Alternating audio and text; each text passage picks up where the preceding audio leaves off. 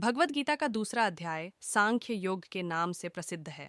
यह अध्याय गीता का सबसे महत्वपूर्ण और केंद्रीय अध्याय माना जाता है, क्योंकि इसमें भगवान श्री कृष्ण ने अर्जुन को जीवन के शाश्वत और गूढ़ सत्य का उपदेश दिया। यहाँ भगवान श्री कृष्ण ने कर्म, ज्ञान और भक्ति के बीच संतुलन को समझाया और अर्जुन को युद्ध के मैदान में अपने कर्तव्यों को निभाने के लिए प्रेरित किया। अध्याय 2 का सार। अर्जुन के दिल में यह संघर्ष था कि उसे क्या करना चाहिए।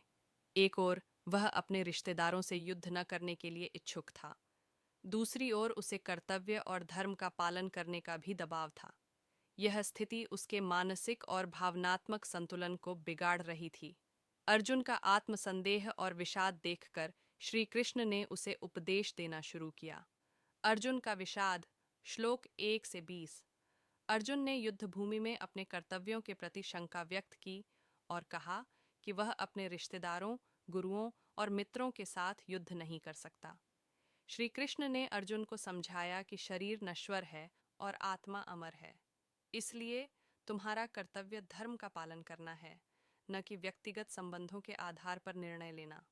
आत्मा की अमरता। श्लोक 21 से 30। भगवान श्री कृष्ण ने बताया कि आत्मा न जन्मती है न मरती है। आत्मा का शाश्वत अस्तित्व है और यह केवल शरीर के परिवर्तन से प्रभावित नहीं होती। जैसे मनुष्य पुराने कपड़े बदलता है, वैसे ही आत्मा शरीर बदलती है। अर्जुन को समझाया गया कि शरीर की मृत्यु से आत्मा का कोई नुकसान नहीं होता और इसीलिए युद्ध करना कोई पाप नहीं है। कर्म का महत्व। श्लोक 31.50। श्री कृष्ण ने अर्जुन को कर्म के प्रति अपना दृष्टिकोण स्पष्ट किया। उन्होंने कहा कि कर्म करना ही जीवन का उद्देश्य है, लेकिन कर्म का फल केवल भगवान के हाथ में होता है। अर्जुन को कर्म योग का उपदेश देते हुए श्री कृष्ण ने यह भी कहा कि कर्म करने से पहले उसका फल न सोचें, बल्कि अपना कर्तव्य निभाएं। योग का स्वरूप। श्लोक 51 से 53 तक। श्री कृष्ण ने अर्जुन को बताया कि योग केवल साधना या ध्यान का माध्यम नहीं है, बल्कि यह जीवन के हर पहलू को संतुलित करने का एक तरीका है। उन्होंने बताया कि मानसिक शांति, आत्मनियंत्रण और साधना से ही व्यक्ति अपने जीवन के उद्देश्य को समझ सकता है। अर्जुन को यह समझाया गया कि कर्म, ज्ञान और भक्ति का सामंजस्य ही सच्चा योग है। अर्जुन का संशय और श्री कृष्ण का उत्तर। श्लोक 55 से 72। अर्जुन ने श्री कृष्ण से पूछा कि वह कौन सा व्यक्ति है जो योगी कहलाता है।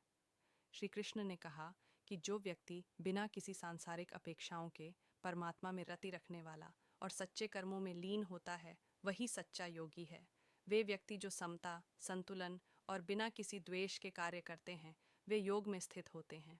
अध्याय 2 में भगवान श्री कृष्ण ने अर्जुन को जीवन के शाश्वत सत्य और योग के वास्तविक रूप का उपदेश दिया। उन्होंने कर्म योग, ज्ञान योग और भक्ति योग का संयोग समझाया, जिससे जीवन में शांति और संतुलन स्थापित हो सकता है।